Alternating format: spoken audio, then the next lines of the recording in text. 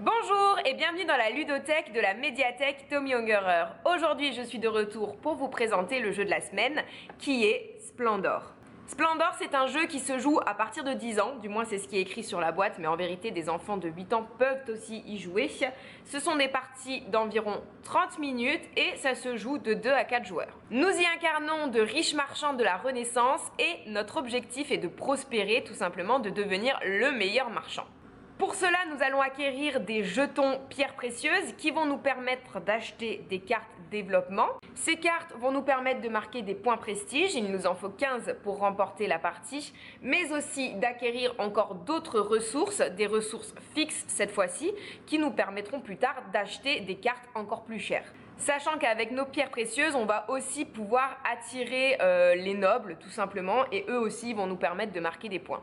Les règles sont assez simples, vous allez voir. Sur la table, nous allons disposer 12 cartes, ce sont les cartes qu'on va pouvoir acheter. Dès qu'on en achète une, on va la remplacer par une autre carte. À notre tour, nous avons le choix entre 4 actions différentes. Nous pouvons soit prendre 2 jetons de la couleur identique, ou bien on peut prendre 3 jetons de couleurs différentes.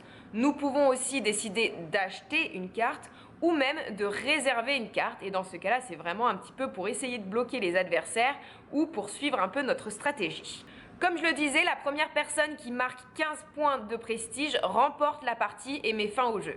Splendor, c'est donc un jeu qui est assez facile à prendre en main, mais néanmoins extrêmement stratégique, puisqu'il va falloir faire très attention aux adversaires, à leurs choix, mais aussi aux opportunités qui vont se présenter à nous.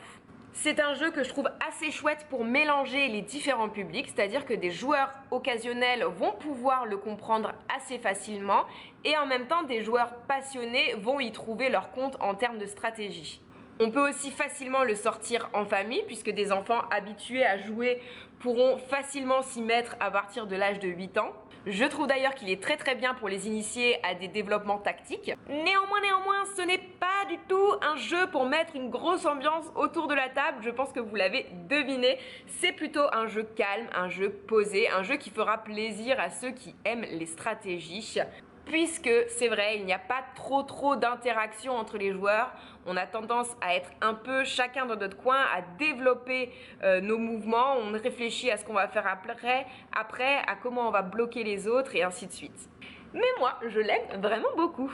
Alors si vous avez envie de le tester, vous pouvez venir nous voir à la médiathèque pendant nos horaires d'ouverture ou pendant nos soirées jeux. Je vous rappelle qu'elles se tiennent tous les premiers vendredis du mois. Et de ce fait, la prochaine aura lieu le 4 janvier, l'année prochaine. Et moi, je vous dis à bientôt pour une prochaine vidéo.